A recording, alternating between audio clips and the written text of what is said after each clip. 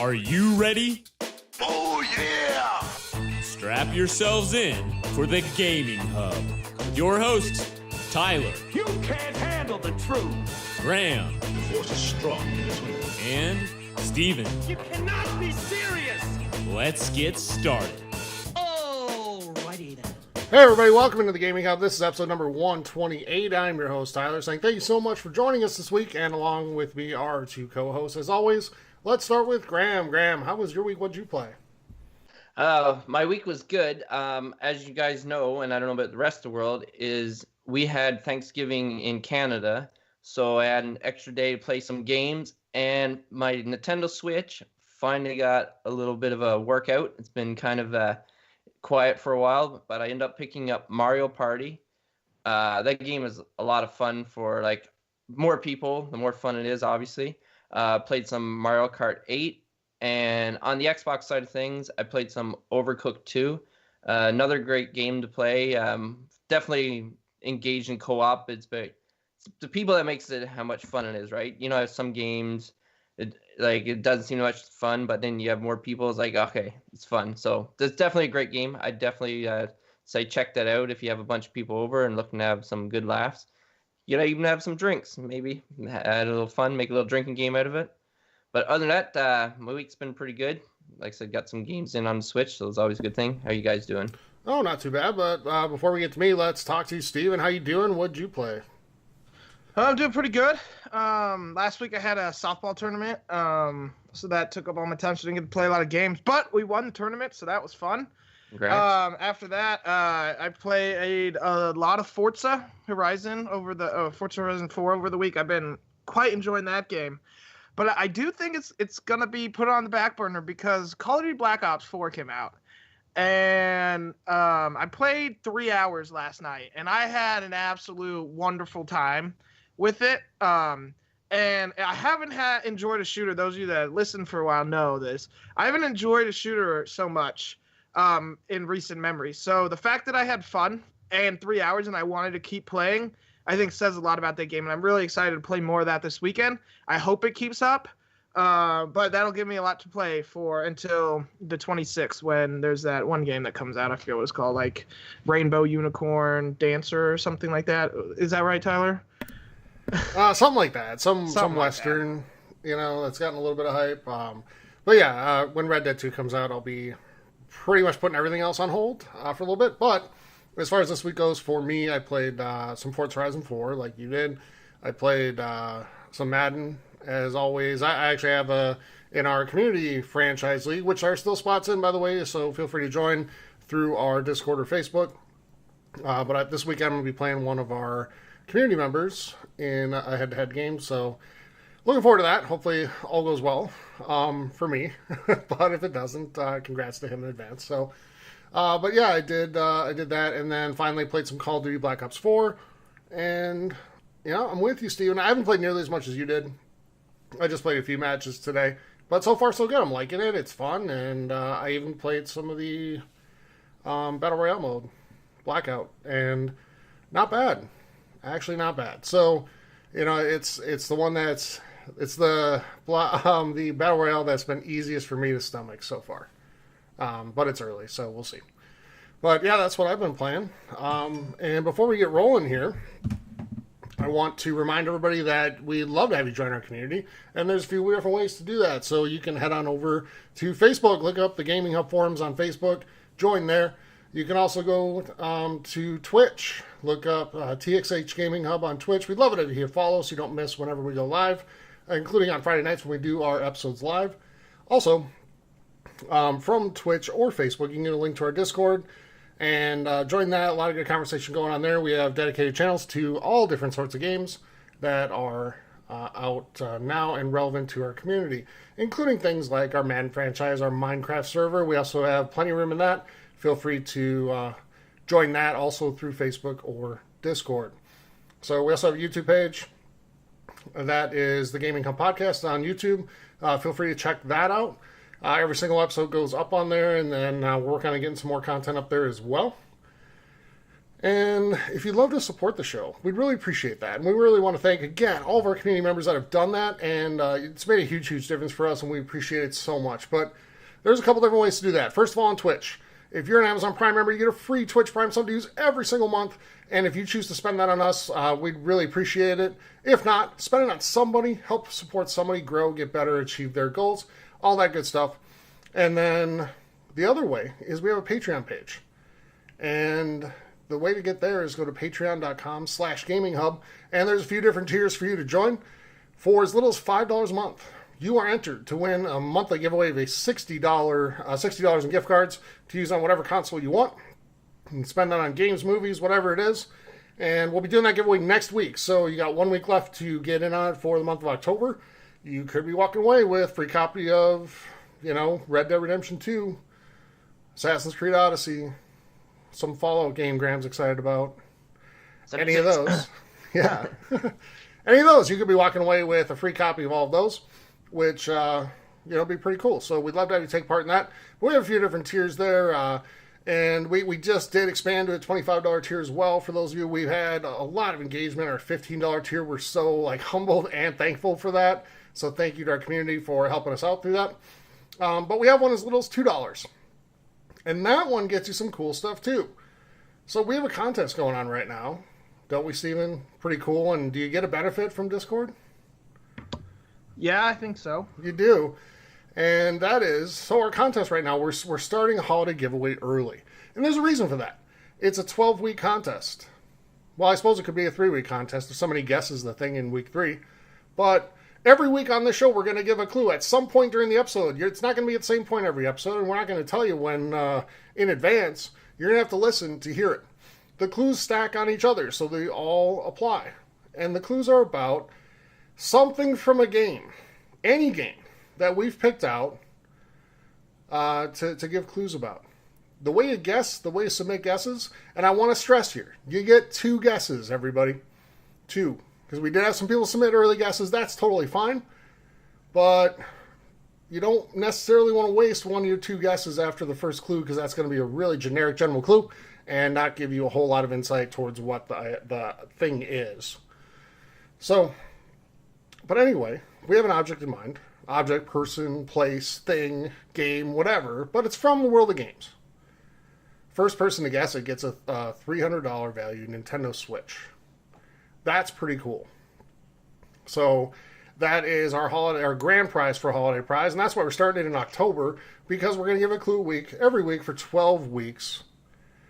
And the first person to guess it correctly wins a Nintendo Switch. That's pretty awesome. So if you are in our Patreon, you're a patron of our show, you not only get 1 extra guess, you get a total of 3, but you get an extra clue every single month.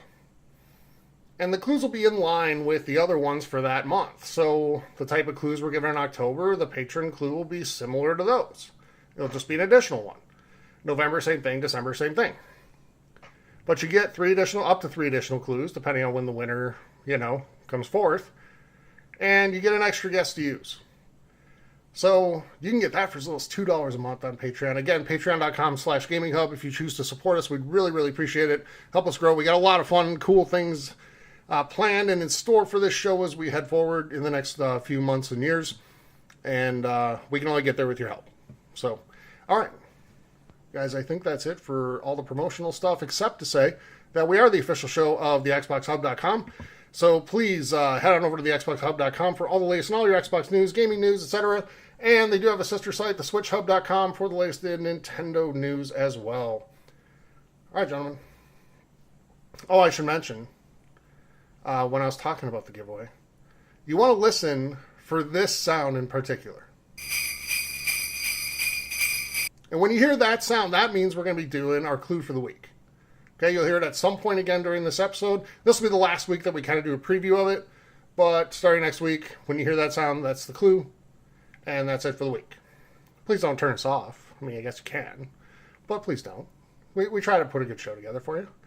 All right, let's head into the news, guys. In the news. And not a lot of stories this week, but some big stories this week. So let's start. Microsoft announced that Project xCloud will begin public testing in 2019. That's a streaming service. So we saw a little bit about this at E3 last year. It's a streaming service that allows you to play your Xbox games on any device. So, first of all, I want to ask, are you guys excited for this? Second, are you surprised it's coming this early? Graham, go ahead. Do I think it's surprising it's coming this early? I'm going to say no, just because the cloud service has been ongoing now for been a few years. I don't know how many years exactly, but all the companies around, like, this is what they're leaning towards, cloud. And, like, Microsoft is definitely a leader in this. So why not bring it over to Xbox? And, like, they're talking about how latency is the biggest issue with streaming games, and everybody would know that. And they're saying, like, that is the priority, that they're looking to, like, limit the amount of latency by doing, like, algorithms, all that fancy stuff that they get paid to do and I don't get paid to do. But no, I don't think it's too early. And this is a great service. Will I use it personally? I don't know. Like, it'd be nice to have it, and depending on how this box is, like, how portable it is, and if I take it instead of bringing my Xbox and all that stuff, if I bring it with me. But it's not my main interest. I'm definitely interested to see how it goes over, how well it plays out, and if it's great and all that stuff, then maybe in the future I'll look to get it. But it's not something that I've been wanting and I can't wait and all that stuff. But I'm sure there's a lot of people out there. It's supposed to give them, like, a cheaper option, like, you don't have to buy an Xbox One X squared or whatever it's going to be called. So no, I'm definitely good to see that, and it makes it accessible to more people, and other people have different devices, and they're talking about, like, Bluetooth, like Bluetooth will control your controller, which will control it on the game. So I'm just curious how all that's going to play out. Like, it sounds all good and, like, fancy, but I want to see actually how it works. And the biggest thing I want to know is about latency, because certain games you want minimum amount of latency. Like, if there's too much latency, then the game is not fun. You just keep losing. So I'm just curious how they tackle that. Well, yeah, and I think, Graham, that part of it is, you know, that's why this is a beta, right? So they're rolling this out well in advance. I wouldn't be surprised at all if we see this launch during E3 next year. We'll see. Might be earlier, might not. But I think they're launching it this early so they can work out those kinks and have it ready to go for the launch of the next console in 2020. And there's rumors that there might be an edition of the next gen console for Xbox. In addition, not the only thing you can get, but that doesn't have the disc drive. That's just kind of that box, you know, that has a hard drive in it. I'm sure you'll be able to do an external, but it'll be more meant to be a streaming box than anything else. And I wonder if they're getting this ready now to pair it with that. Steven, what do you think? Yeah, I think it depends when the public testing is. If it's before E3 next year, I think that we could very well see this be a full launch at E3 as, like, an announcement thing. But if the public testing isn't until, it's either that or I bet you the public testing starts at E3. That's probably where they launch like the beta service. As far as whether or not I'm interested in it, I don't know. I don't really play that many games on the go. I have a Switch, and I don't think I've ever played it undocked. I have a 3DS, but most of the time, like, I play it at home. So, I don't know if I'm going to be the one using this. But I know there are a lot of people that love playing games on the go. Or when they're not, like, at home. But I assume you'll need a decent internet for this. So I don't know if hotel internet, if you're traveling, will be good enough. I guess time will tell. I'm sure they'll find a way to optimize it. But like I said, the Switch is a pretty fast-selling console, and a lot of people like playing it undocked and portable. So I think this isn't a bad idea. It's not for me personally, but I know that there's a lot of people that are interested in it. How much do you think the dock for your phone and the controller will cost? $90, $100. Because that's where they always get you, right? Well, it depends, but it very well might. I remember the, like, Wi-Fi adapter for the 360 was $100. The one where you plug it in the back of the console. I do remember that. Yep. $100. Yep. I don't know if the technology was just pretty new at that time, because I know like later when I built my desktop computer, I needed to find a way to get Wi-Fi, and I bought, like, it was like $20 for the little, like, you plug it into the USB port and boom. you got Wi-Fi access on your desktop. But so I don't know if it was that case, or the case of Microsoft kind of upcharging their like proprietary technology. Well, the peripherals for every console tend to really gouge you, and you remember Steven or Graham, the 360 with the HD DVD player that was an external purchase, and you had to plug it in to the console. I remember buying an HD DVD and never ever being able to use it because I'm like, what? I gotta buy a whole separate disc drive or wasn't it like $200 or something? I don't remember exactly. I think it obviously came down. Yeah. Towards the end, once Blu-ray was kind of declared the victor in right around 2007 or 8 or so. And honestly, where I bought it, I think it was Walmart where I bought it, and I don't think there was an HD DVD drive there. Like, I didn't even know if I had to order it online. Like, I didn't know what to do. Like, I thought I could just go home and pop this in, and then I don't even know how I learned, but I'm like, oh, you need another disc thing. So yeah. And out of fairness to Sony, real quick, Steven, is Sony gets slammed for that generation, like coming out with the PS3 at a much higher price point than Xbox 360. Well, the 360 had HD DVD, and they made you buy the external thing for like a couple $100. And Sony's was internal for the Blu-ray player, Blu-ray/DVD, and that was all included in the box. Yeah, and it had more storage too. It was by far superior, which still blows my mind how they didn't keep it with the PlayStation 4 and stuff like that, like the 4K Blu-ray. Like, I don't understand that. Yeah, I don't really either. But they said something to the effect of they don't think enough people like it yet. But again, that's more making a choice for people than the other way around. No. But why not make it future-proof? Yeah, exactly. What's wrong with that? But anyway, Steven, go ahead. Yeah, back to the original point. I didn't even I don't think I ever knew that HD DVDs were a thing. I thought it went straight from DVD to Blu-ray. So I did not buy the peripheral for that. There was no way I could afford it. But I do remember on the original Xbox, you couldn't watch DVDs without the remote. You had to have like the Xbox remote to watch movies on the original Xbox if you wanted to plug it in. So that's kind of funny to me. But yeah, I don't know. We'll see what the price point is. I imagine we're finding out here soon. Maybe at this event in November next month. We might see some of this stuff. But it's possible we wait till E3. I guess it really depends when the beta will come out. But I do think if they announce the beta, it's going to be announced coming in November. Like, not that it's coming in November, but it'll announce in November. Yeah, I think we'll see more of this at the XO event next month, and we'll see some of the other stuff too. Probably some games that are specifically optimized for it. And, hopefully we'll see some other surprises as well. I hope it's not just this and, like, new games coming to Game Pass. I hope it's not, but... They've talked about a lot of things that are going to be coming with it and stuff like that. Like, different technology and all that stuff. And they're talking about they're going to, like, try to tap into, like, the 5G or whatever. Like, the infrastructure. Okay. So...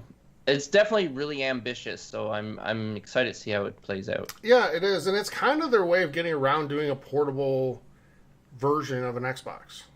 Mm-hmm. So I'm really optimistic and curious, more so, to see how this works and what it all is. But like you said, Steven, I'm sure we'll see it at XO next month. All right, guys, let's move on to the next story, and big surprise here.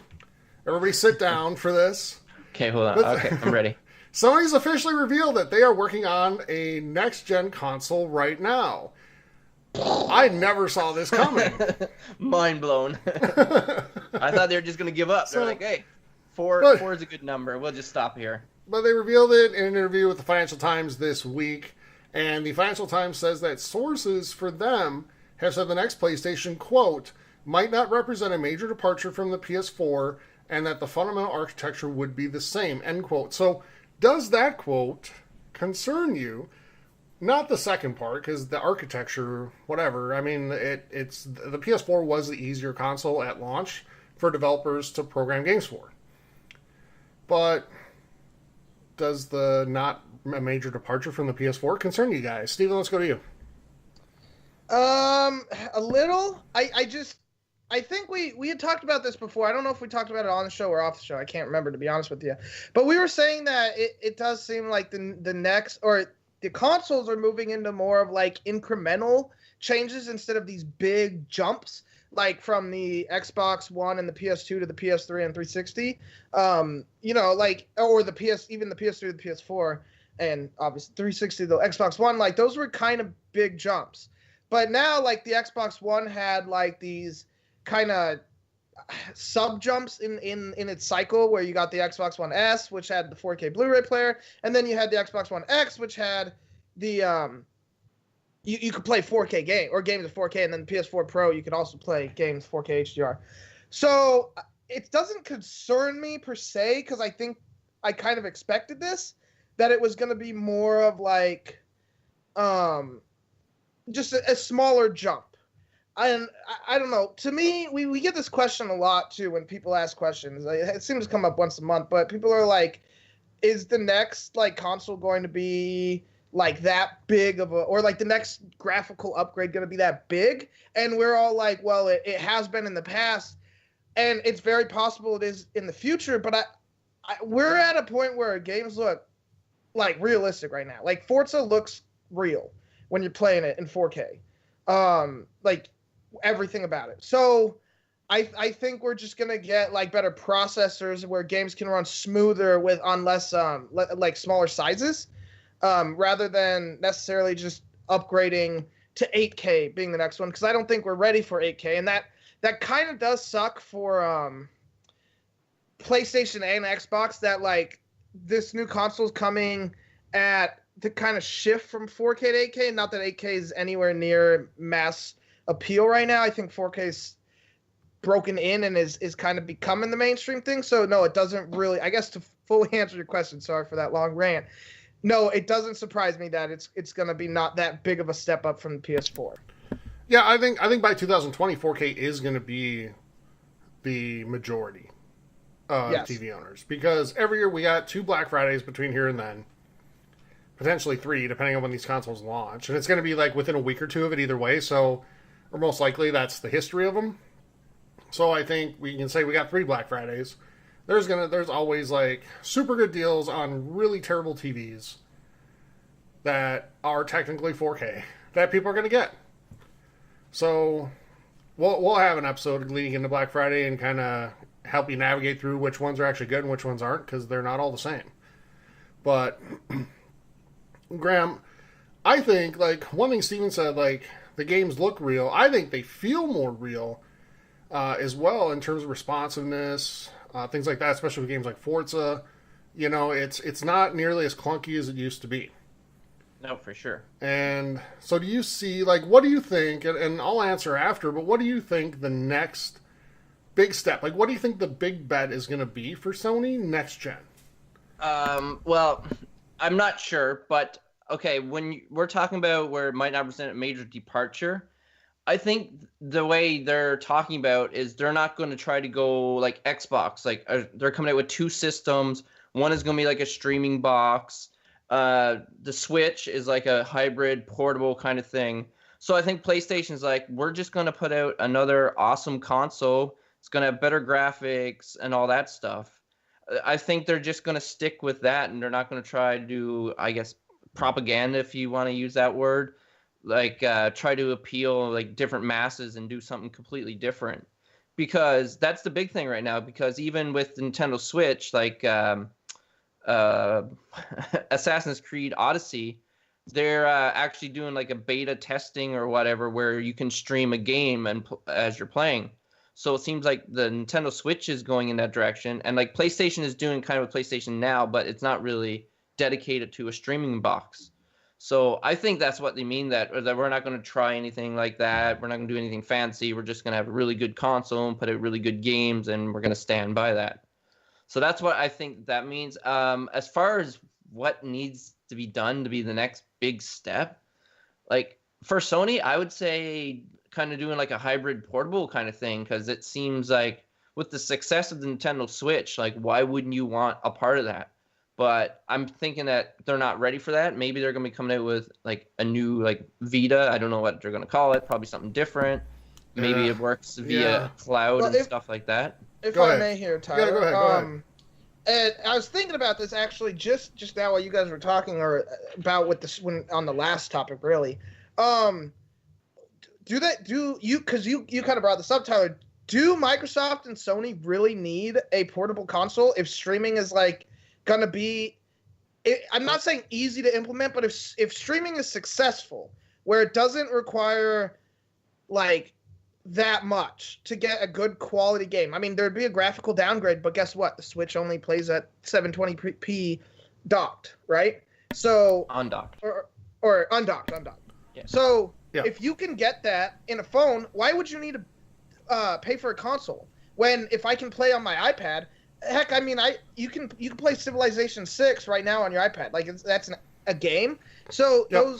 those games can run on some of these newer tablets. So if both, I think Sony and Microsoft might be leaning towards, we're Microsoft with its Surface Pro, I'd imagine, and I don't know what Sony will try to use here, but Microsoft might be trying to run that and have that be its kind of answer to the Switch rather than creating its own portable. Because what's the point of need? You don't need it if you have streaming so successfully. I mean, I know you won't be able to play when you're not connected to the internet, but hell, you can get Wi-Fi on planes now. You can get Wi-Fi on trains.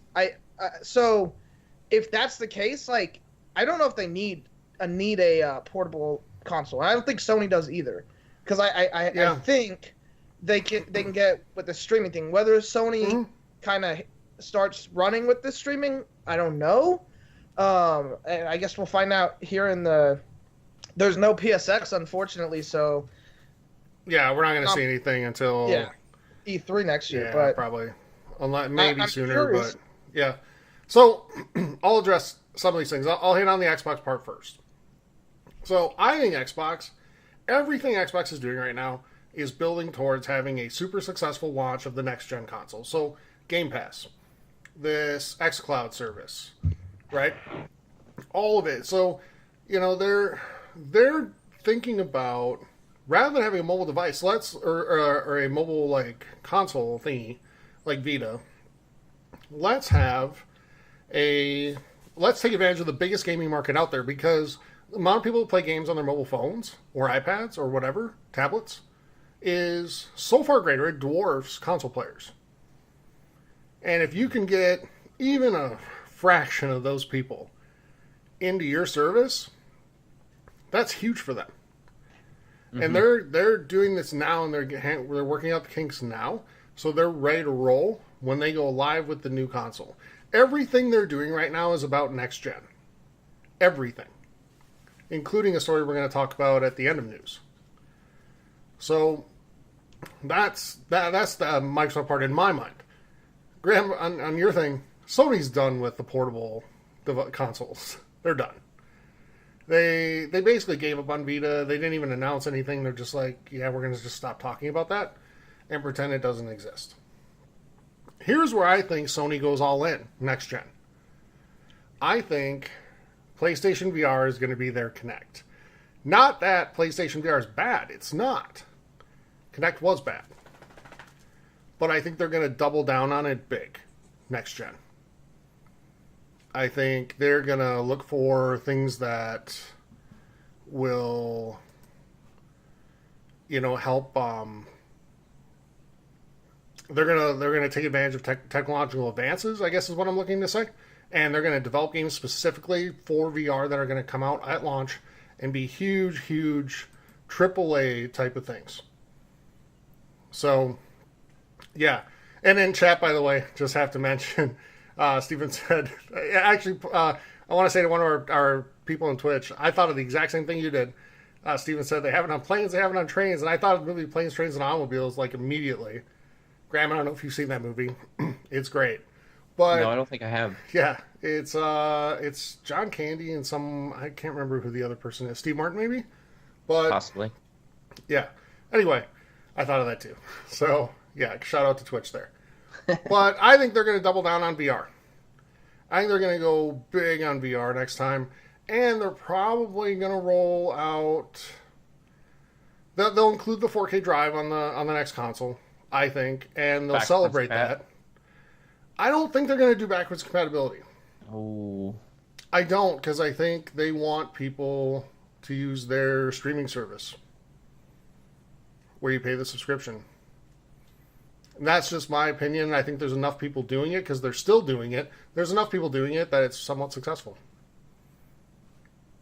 Okay. Yeah. That's cool. Steven, any thoughts on that? I think you're right. Sony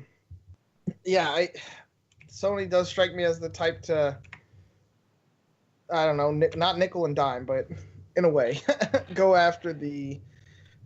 They kind of do what they want at the expense of the consumer sometimes, it seems like. So, yeah, I do think they'll be going for PS Now over backwards compatibility. We'll see, but I think you're right. Okay. All right. I mean, what do you, Graham? Oh, sorry. Thoughts? It helps if I'm not muted, guys. Sorry about that. But no, I was saying that might be true, Steven, for Sony, but I think they deserve credit where credit's due. And when it comes to fan service, like the biggest way you can get fan service is to make your first party games amazing, and they do that. And Xbox, for all the other things they're doing, their first party games outside of Forza Horizon 4 for the last 2 to 3 years have been largely disappointing. Garbage. I agree. I wasn't trying to imply that Sony doesn't do anything good. Mm-hmm. I just think that because Sony makes such great games, they kind of tend to force things. To me, it seems like Sony has the attitude, well, you're going to play with us anyways because we have better games. And that's true. Mm-hmm. So maybe that's the case, and who cares, because you're right. Like, you have the better games. If I'm playing games, I want to play the best games. And the best first-party games are on PlayStation. It's just facts.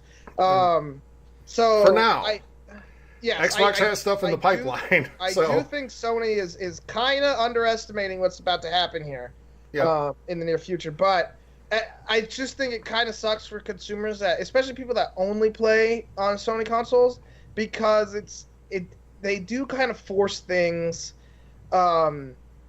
in a lot of ways with everything outside of their games, where that kind of to the detriment of their consumer base. But here's the thing too. I think they flipped positions, the two companies, from say 10 years ago, because 10 years ago Xbox was king of the world in consoles outside of Wii, but that doesn't even count, Graham, because that's so many people bought the Wii that were just no. So many people bought the Wii that played it for a little while and then it sat there forever.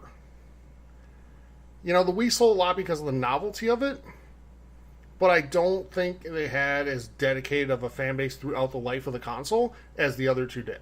I think that's a fair argument. Do you? No, I agree. Okay. And out of all of them, the Wii U was the worst by far. Oh, yeah. But my point here is Xbox got arrogant at the end of last gen. They did Connect, and then they came out this gen, and they're like, we won last gen, so we're going to win this one, and we're going to force you to buy Connect 2.0. And we're going to talk about TV and football and Call of Duty for like an hour and a half in our reveal. And that turned people off. And Sony came out and said, hey, we're going to have, like, if you want to share a game with a friend, here's how you do it. You just hand them the disc. By the way, our console's $100 cheaper, has better specs, all this stuff. Sony went back to the drawing board, worked hard to re-earn the loyalty of the customers that made the PS2 arguably the most successful console of all time. So, Xbox is now doing that. You can see it. And Sony's the one that's gotten a little arrogant right now, in my mind. The Gaming Hub podcast at gmail.com, if you disagree. So, in my mind, they've gotten a little arrogant right now. They're making decisions that are very business-based if you just look at it objectively. And they say, well, we don't feel our gamers want this. Well, you don't know unless you offer it to them. So, but I just see, like, I think they flipped a little bit, and I think we'll see the results of that next gen. Hopefully it's closer. I just want it to be close because I want both companies to thrive. This generation has almost been better for Xbox than for Sony. I don't know if you guys agree, because it's forced Xbox to be better and constantly innovate and get better, and they have. And Sony hasn't quite as much. They've drugged their feet on a lot of things. Crossplay is a great example. And the next topic we're going to talk about, guys, is another great example that they finally come around to, speaking of fan service. And that's that Sony announced that you're actually really, truly going to finally be able to change your PSN name soon. It's going to be part of the PlayStation Preview program. The first change is free to everybody, and all changes after are $9.99 or $4.99 for PS Plus members. Guys, thoughts on this? Do any of you have super embarrassing PlayStation names that you want to change? No, I love my PlayStation name. But again, I got it like when I was a junior or senior in high school, so I was super mature at that point. No, actually, but I had a buddy who was older. I played with older people. I always have. So he kind of helped me choose it, and I liked the name he advised me to get. So that's the one I had, and I'm okay with it. Should Graham? I say it?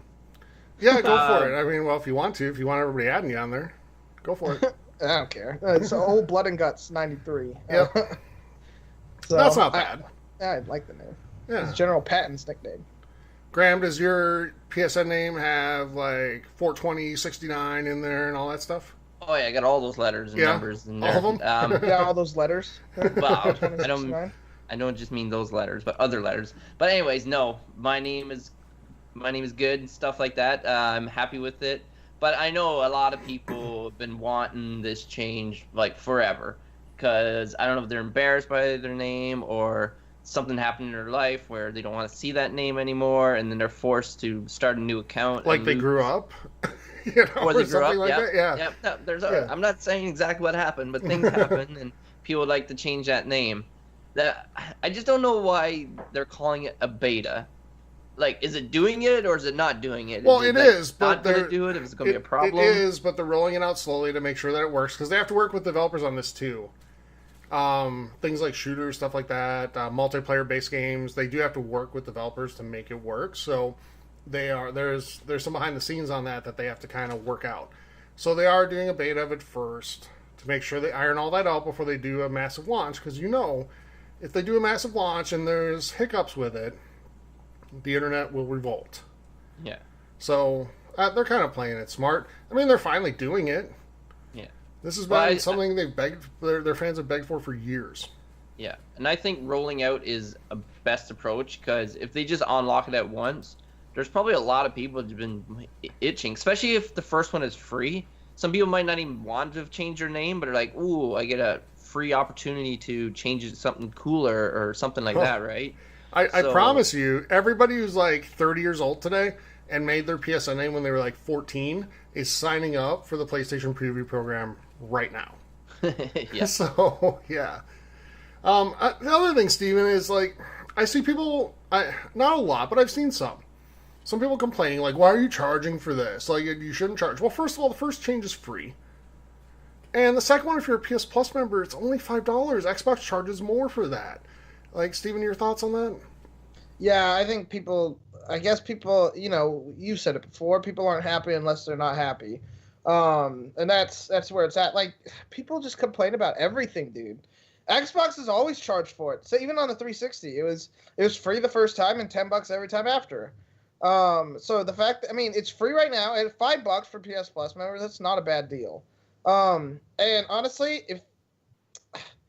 I guess this is kind of giving me a lot of hate here, but if you don't want to pay $10, make the name a good one the first time you change it. Yeah. Okay? Don't just don't change it and then change it to and then change something stupid and then want to change it again a week later. Like, how about you think about it, sleep on the name you kind of want to change it to, and if you still like it when you wake up, then you do it for free, and boom.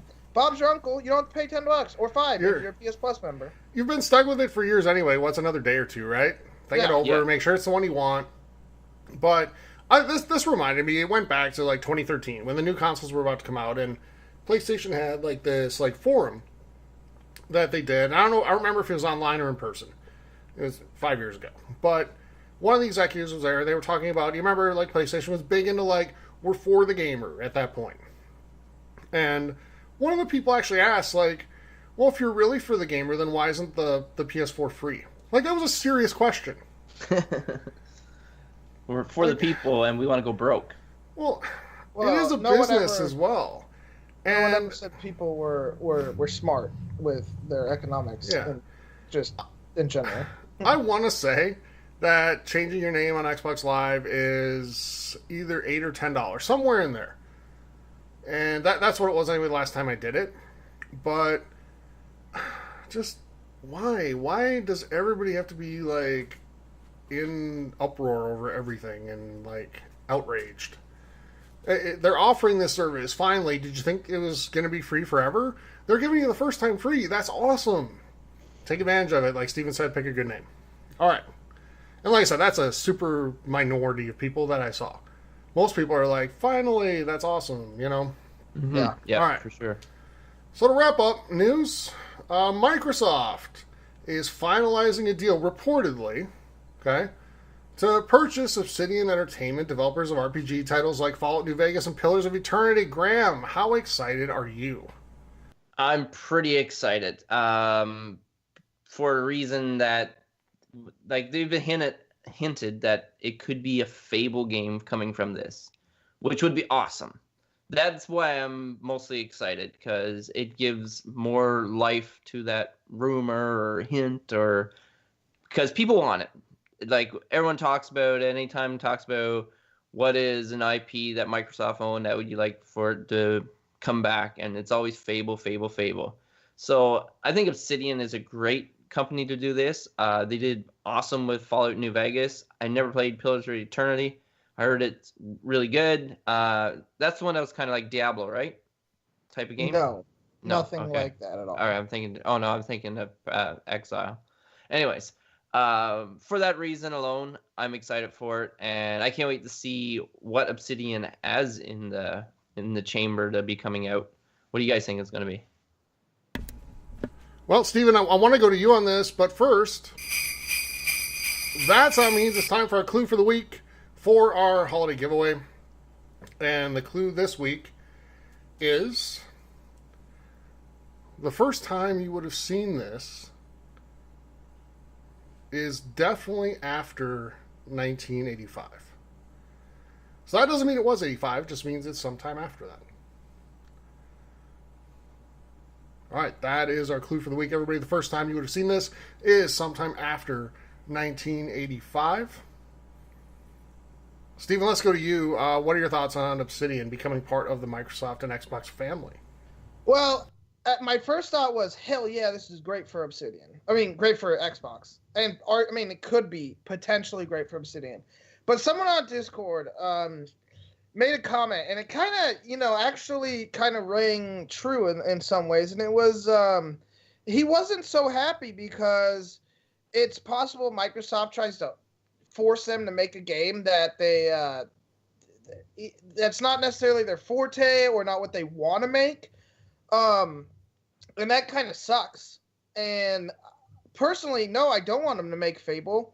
Because I want them to keep making the games they are good at making, which is Pillars of Eternity. They're phenomenal games. The first one came to console. Pillars of Eternity 2 just came out.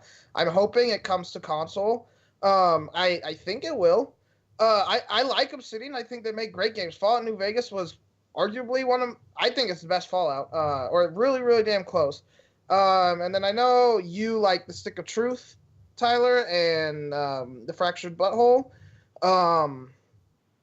But yeah, I love those games. Yeah, so they're a good developer, but I want them to continue making the games they want to develop. I'm a little nervous about Microsoft forcing them to make something that they don't want to, or putting them on strict timelines that will hurt them as a whole in the industry. Like, they can't get a game out because there's just a lot of bugs, especially that comes with these huge open world games. And I mean, those of you that have listened to our Blood, Sweat, and Pixels episode, we talked about Pillars of Eternity was one of my favorite chapters in that book. I highly recommend going and read it if you haven't already. But like, I like Obsidian as a developer, and I don't want them to get shoehorned into making something that just because Microsoft wants them to make. And we saw another chapter in that book, just, to be fair, in criticizing Microsoft, where, with the Halo Wars, where Microsoft really micromanaged, and they didn't they just shut the entire thing down after? Like, they shut the studio down, if I remember right, at the end of Halo Wars. But they really micromanaged that, and the company, the developer, wasn't able to make the game they wanted to because they wanted them to make a Halo game. So, hopefully they've learned from that. I think they have. We haven't heard anything like that since Phil Spencer took the reins of Xbox back in, 2014? So, hopefully that won't be the case going forward. 14 or 15? 15, I think. So, yeah. But I'm with you, Steven. I let them do what they do well. And let them make a game. I think, though, like I said, Xbox is doing everything right now. Everything they're doing is positioning towards next gen. I think next gen we're going to see Microsoft be no longer the just pure, like, bro shooter racer console. It's going to be something for everybody. Much more like what PlayStation is now. RPGs. Yeah, they need that so badly for first party. They don't have it. And they badly need a first party game like Uncharted. They don't have that either. No, they need Persona. They need a lot, to be honest. And they know that. That's why they've gone and acquired all these companies, and they're trying to acquire Obsidian. The rumor is the deal's 90% done, and that they're kind of finalizing the last details, but that it sounds like it's pretty much a matter of time and more of an if, or more of a when, not if. All right, guys, anything else on news before we head into releases? No, it's just great to see Microsoft is really pushing the envelope, or not the envelope, but really trying hard to get games out. A lot of games from many developers, so that's great to see. Yeah, totally agree. All right, guys, so that does it for news this week. Everybody, let's head into releases. And we'll start with Xbox. So next week you can pick up NBA 2K Playgrounds 2 on the 16th. Lego DC Supervillains also on the 16th, and Dark Souls Trilogy on the 19th. For Games with Gold, you got a few days left to pick up Live Lock. You can get that through October 15th. Overcooked through the 31st. And on backwards compatibility, you can get Stuntman Ignition. Just a few days left to get that as well through the 15th. So take advantage of those, especially those two games that are just available through the 15th. Go ahead and download them. Stop the download if you want. You still own them as long as you keep your Xbox Live account active. Steven, let's go to you for PlayStation. What do we got? All right, as well as on Xbox, you got Lego DC Supervillains and NBA 2K Playgrounds 2 on the 16th. And you can get Warriors Orochi 4 on the 16th.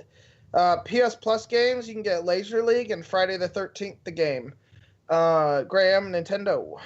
For Nintendo releases, on the 16th, you can get Starlink Battle for Atlas. That's that game that you put something together and kind of a Lego thing. Seems like pretty cool. On the 16th also, you can get NBA 2K Playgrounds 2. So that's available for all systems, including the Switch, for you guys hating on it. And finally, Dark Souls Remastered will be available on the 19th for the Nintendo Switch. So you can die on the go, because I know that's what I would do. Graham, just don't do Drunk Souls on the go. No Drunk Souls on the go. Just you'll need a lot and close to my bed. you'll need a lot of salsa packets in your car if you're doing it on the go. That's right. It's another story for another time. Yes, another time. That'll never happen. All right, that does it for releases. Steven, what do we have for questions this week? We got time for a few. All right, well, first question from Piracy asks, is Forza Horizon the greatest racing series of all time? Man, I don't know about greatest racing series of all time. I think they've done a great job in terms of building and seeing the evolution of that series from the first one to the fourth one. And with 4, you can really see what they've kind of wanted to do all along. And 4 is just a ton of fun. I've said many times on the show, like, I've always been more of a fan of the mainline Forza games. But, man, Forza Horizon 4 has won me over. So much fun. Having a great time with it. So, I don't know if I'd say the greatest ever, though. You got series like Burnout, which were fantastic. Need for Speed back in the day. Not anymore. Not the last 2 or 3. But back in the day, that was really good, amongst others. So, what do you guys think? Well, I was never big into the simulation racing games. I played a little bit of Need for Speed, but I'm gonna have to go with Mario Kart. That's a great racing series. It's been around a long time. It's spanned a lot of systems, and it's still going strong, and people enjoy it. So if I was more into the more realistic one, then I would maybe agree with it. But I haven't played the series enough to vouch for it, so I'm just gonna go with Mario Kart. Yes, Forza Horizon is the greatest race series of all time. There is so much to do. There is something for everybody as long as you like driving cars. If you don't, you're not going to have fun. But you should probably not be playing the game if you don't enjoy driving in game. Because you can do drift challenges, you can do speed traps, you can do destruction challenges, you can do distance, like jumping off things. There's dirt races, street races, circuits, sprints, off-road. And with the new seasons, like Forza Horizon 4 might be the greatest racing game of all time. And so yes, the progression between the Forza Horizon games is like, I enjoyed 1, 2 was great, 3 was awesome, 4 is absolutely phenomenal. So yes, I would say it's the greatest race series of all time. I maybe as a technical racer, the mainline Forza games are better. And then I know the Gran Turismo games are a lot of PlayStation fans like it, but I still think for the amount of, or the mass appeal for racing, like even people that don't necessarily like racing games all that much, I think Forza Horizon series is the perfect like simulation / arcade racing game, because you can kind of play it either way. And then there's just so much to do. So yes, I would say so. Okay. What do we got next? All right. Sandman asks, if you were forced to be an object in a video game, what would that object be? I'm gonna go with the chainsaw gun from Gears of War, because that's like the most badass weapon ever. Wow, you just took that right from me. Did I? I'm sorry. No, But honestly, I was plus you get to hear Marcus Phoenix swear every time he reloads you, like, accurately and correctly. So, yeah. I did hear that a lot. Steven? The Keyblade from Kingdom Hearts. I think that's be a pretty dope weapon to be. Especially some of the other Keyblades. The original Kingdom Key is, I mean, it's cool, but it's also kind of boring. But like the Ultima weapon or the Obsidian weapon or the Metal Chocobo or like the Crab Claw, or they all look cool. So as long as I get to change when Sora changes the weapon, like, because all he does is put a different like tag on it and it changes the weapon, because it's technically the same key. So as long as that's like I can change like that, that's what I'd want to be. Brian? Oh, this is tough. I'm just gonna double down with the chainsaw gun from Gears of War, because that is an awesome weapon. It is. It's super cool. And I'll say this is how much I like that weapon. Like, when I heard they were taking it off of the Avatar store, I went and bought it at like the last second just so I could have it. So I still have it for my Avatar. By the way, everybody, the Avatar update is going live on Xbox, and if you use your old Avatar system, you can still have all your gear and clothing from your old avatars, but once you switch to the new one, all of that is gone. So you're not able to apply it to the new avatars. Glad you told me that. Just, public service announcement for everybody. So yeah, my chainsaw gun might be gone, but yeah. Steve, what do we got next? All right. Sega Does What Nintendo asks, would you want Nintendo to stop making consoles and become a third-party developer? I'll go first here. Yes, because then I don't have to buy a Nintendo console to play Nintendo games. I guess what they do well with the whole portability thing, but the graphics are just so much better on PlayStation and the Xbox than the Switch. So I think, I'd rather them switch, because it'd save me $300. And actually more, because now there's online pay. It's not that expensive, but yeah, it would save me money. So yes, I would rather them become a developer.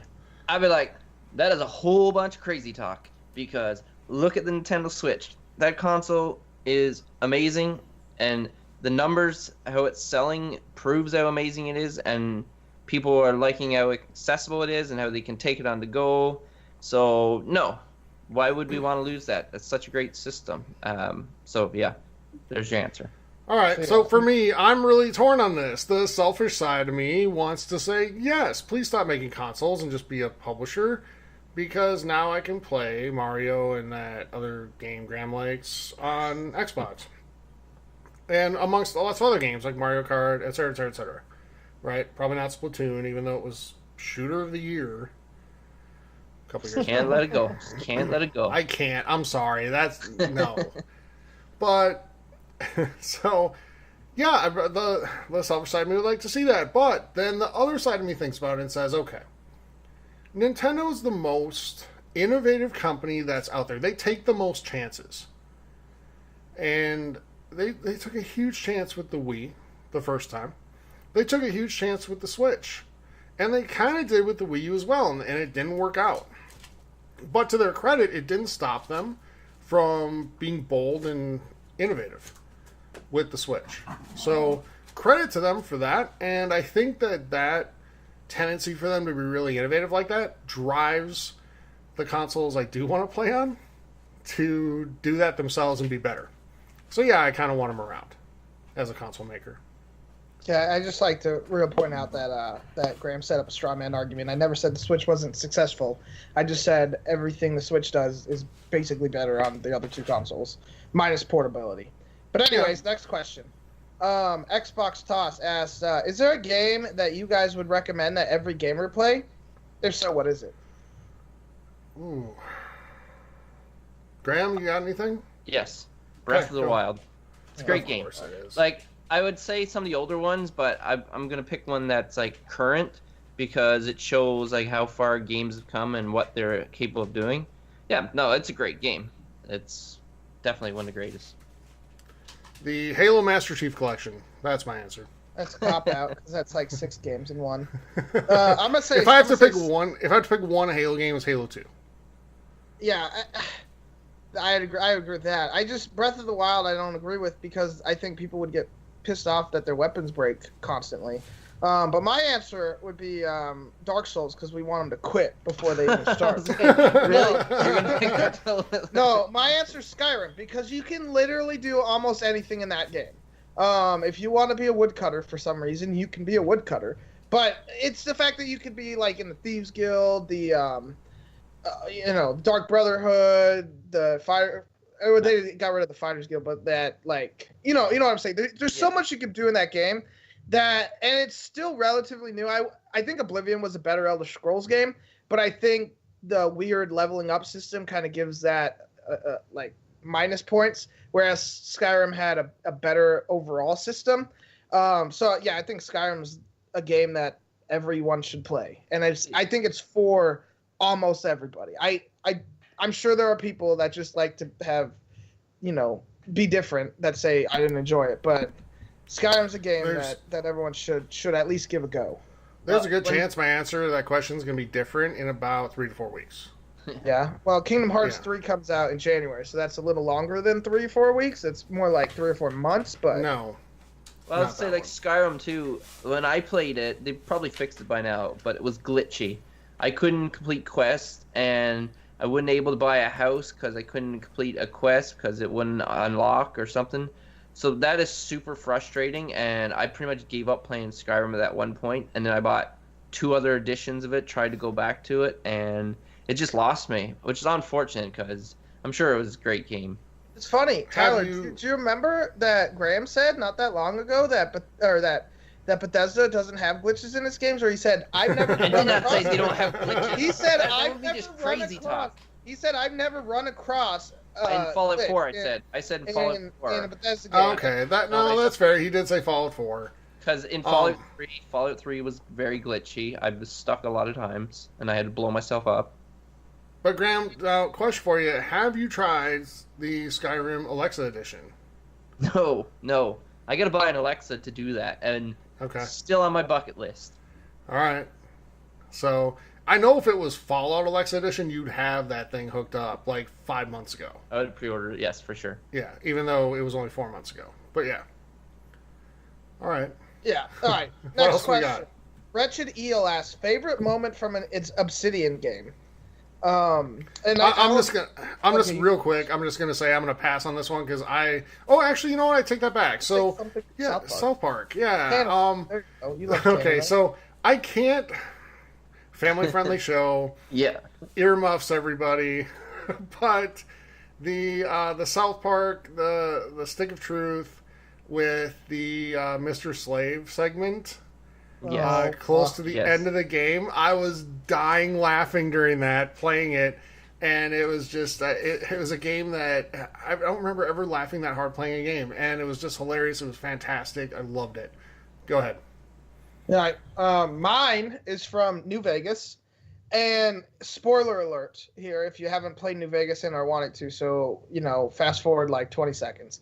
But you could take over the strip yourself. You didn't have to choose one faction or the other, and I think Fallout 4 kind of took this idea from New Vegas, so I don't think it's a great idea that Bethesda is never kind of going to source out the Fallout games, because I think New Vegas did a lot that Fallout 4 kind of learned from.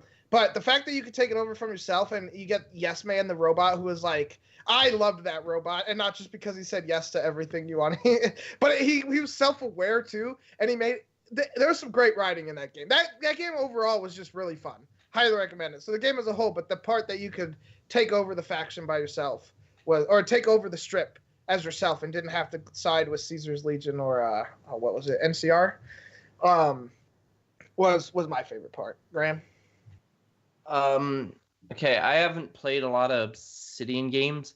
I did play Fallout New Vegas, but I didn't really get that far into it where things stood out to me like that. So I'm going to have follow Tyler again and do Stick of Truth. There's a lot of funny moments where I just straight up was laughing, and games that can do that to you is phenomenal. So, yeah. Graham, I actually want to amend my answer because I thought of a part of Stick of Truth that I laughed harder at, and that was when they go to Canada. That's what I said, Tyler. Yes, you just ignored me. I'm sorry, but yeah, the Canada part, they go and it's 8-bit, and the music it's just amazing. It's so much fun. Pretty funny. It's pretty funny. It's great, and then they troll you in the second one with Canada. So, yeah, Canada's amazing. What can I say? I know. Sure. All right. All right. Next question. I'm going to combine two into one. Nuka asks, do you feel like VR will ever take off as mainstream gaming? And then Ruby V asks, with the announcement of Borderlands 2 VR, are there any games you'd like to see a VR version for? For a long time, I thought VR would be huge and take over and be a thing like that, but I'm going to revoke that, and I still want to play Fallout VR, but I think most people would rather just sit down on the couch in front of the TV and hold the controller in their hand and be more relaxed. Like, VR is not relaxing. If you got to stand up and you're standing for long periods of time, or you can't stand for long periods of time, like, it kind of takes away the immersion and stuff like that. So I don't think it will ever become mainstream gaming. Obviously, it'll become down lower on price, be more accessible and stuff like that, but it will not take over. And as far as other games, I don't know. There's a lot of great games. I didn't know Skyrim is in VR. I was like, Skyrim VR, because I don't have VR, so I'm missing out on this stuff. So I'm going to go with easy way. I'm going to say, no, I'm going to change it up. Mass Effect VR. I think that would be awesome. Going through space and like talk to other alien species in 3D, or not 3D, in VR. That would be awesome. Okay, fair enough. I think for VR, Graham, to your point a couple minutes ago, the VR is not going to take off till they get AAA games out for it at launch. Like, not years later. Saying, now we have the VR version of Fallout 4 and the VR version of Skyrim and blah, blah, blah. It's got to be new games built for VR that are AAA, and that's going to make it take off. What I wish I could see, and I'll steal this answer from Steven before he says it, but games like Evil Within in VR, or I think some of there's a game out there that I love called Layers of Fear. That's a horror game that I think would be fantastic for VR. But yeah, I think until they start getting some of those bigger titles out on VR, built for VR, it's not really going to take off. Yeah, I think VR will take off if they figure out a way to, one, make AAA games like Tyler said, and two, make it so you don't have to stand. Though I don't think you do at this point anyways, but if you can sit on your couch and just have it be immersive that way, where you still use the controller, but it's more realistic in on your face. I think that'll help, and I think we'll see whether or not VR takes off by what happens with the next two consoles. If Xbox and PlayStation have VR editions, then I think VR has a chance to take off and kind of become more mainstream. But if they don't, or if only one of them does, then I don't know if it's worth it for developers to develop for it in the first place. And I just don't see it taking off. But a game I'd like to see would probably be Forza Horizon 4. I think that'd be sweet to drive in VR. And I actually saw a video, and I think I posted it on Facebook, of like this dude played like Ace Combat in VR, and he had this like system set up, and it almost acted like one of those the simulators from, have you guys ever been on Star Tours? Flight If you've been simulator? to Disneyland or Disney World or any of those, like you sit in the thing and it makes it feel like you're like, the seats moving. move and all that stuff. Yep. And he had something like that, except this one spun in, like, it could do 360-degree rotation and kind of tilt forward and back. It looks sweet. And so, like, just the opportunity to experience that would be awesome. But I know that's a little, doesn't really answer the question, but I think Forza would be pretty cool, especially if you got some pedals and steering wheel along with it. I think It would. Yeah. that'd be fun. I can go with that. All right, we got time for one or two more. All right. Oh, yeah, one more. Here, it said, was there a game that you hated? And then maybe years down the line you gave it a shot again and I assume loved. You guys have one for this? Nothing strike me. Somebody can go. I have my cop out of Unravel. All right. Oh, yeah, I mean, that's fair. You didn't like it at first. I didn't hate you it. weren't It just super didn't high hook, on it. It didn't hook me. Yeah. And then I went back and I gave it a go during last E3 and I fell in love and I beat it, and then I think it'd be Unravel 2 before you guys did, so that was fun. So yeah, that was a game I love. I'll tell you what, I'm still waiting to go back to The Last of Us.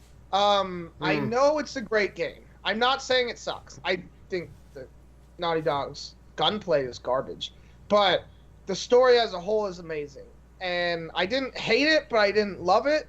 So I'm curious if that game will ever finally convince me to finish it. And I'm hoping maybe when the second one gets close and I start getting hyped, I go to play the first one and can finally beat it. But we'll see.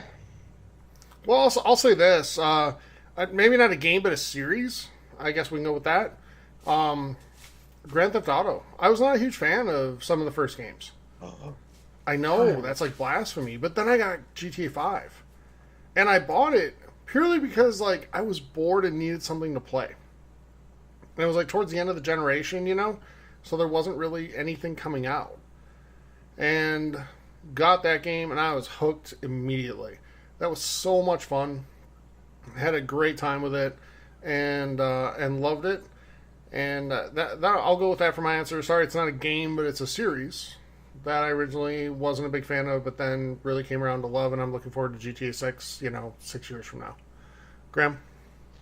I was thinking, and I can't think of any game I actually went back to and tried, and I'm like, oh, I don't know why I didn't like this before.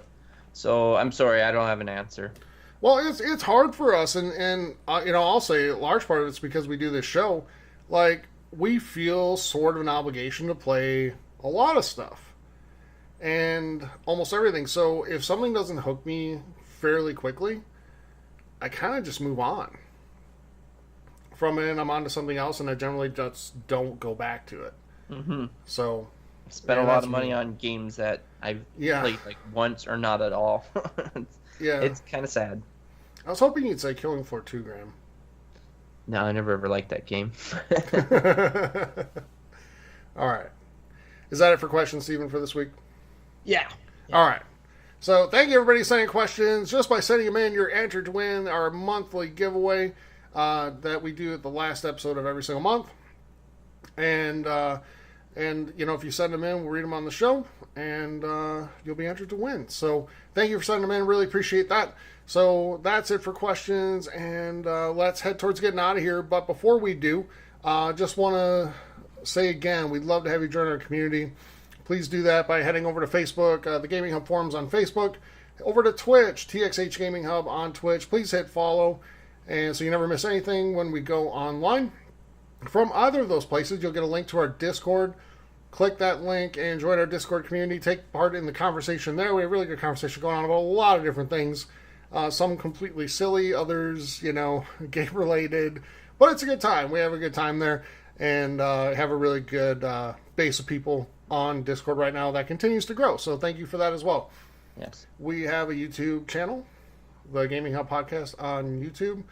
Feel free to head on over there, hit subscribe, so you don't miss anything. Every single episode goes up there. And like I said earlier in the show, we're working on getting more content up there as well. If you want to help support the show, a couple ways to do that. Twitch, TXH Gaming Hub, again there. And if you're an Amazon Prime member, you get a free Twitch Prime sub to use every single month. If you choose to use that on us, we'd really, really appreciate it. We'd be so thankful. And it helps us grow and achieve the things we want to achieve. If you don't choose to use it on us, please use it on somebody. Help them achieve the things they want to get to. And we also have a Patreon page, patreon.com/gaminghub. And for as little as $2, or if you're super generous, as high as $25 a month, you can help support the show, support the community, and the things that we're working to achieve here, including a lot of big goals that we have over the next 6 months to a year. And we can only do that with your help. So I want to send out a special thank you to Brad E., Jennifer C., and Wesley B. Thank you guys so much. They all went in on Patreon last week, in the past few days. So really, really appreciate that. We appreciate it more than you know. Thank you so much for doing that. And you know, if you want to help support the community, please take part in that. If you can't do that, that's okay. There's another way to help support us, everybody. That's just, if you like the show, tell somebody. Tell a friend that you know likes games, listens to podcasts, you know, get them into our show. Have them go on to iTunes or CastBox or whatever it is they listen to. Hit subscribe and make sure they never miss an episode. So with that, gentlemen, that is it for episode 128 of the Gaming Hub. We'll be back next week. We do have a couple, I think tomorrow, Steven, we're going to record at least one episode, maybe two, that are patron specific. So that's another benefit. If you're a patron, you get timed exclusive content. We're recording a couple of those tomorrow. That'll be going up here in the next few days. And those will go out to everybody in a couple weeks' time. But we'll be doing that. But we'll be back next week, next Friday, with episode 129. Until then, everybody, have a great week. Play some great games, and we will talk to you soon. Bye, everybody. Take care, everyone. Bye. Be safe.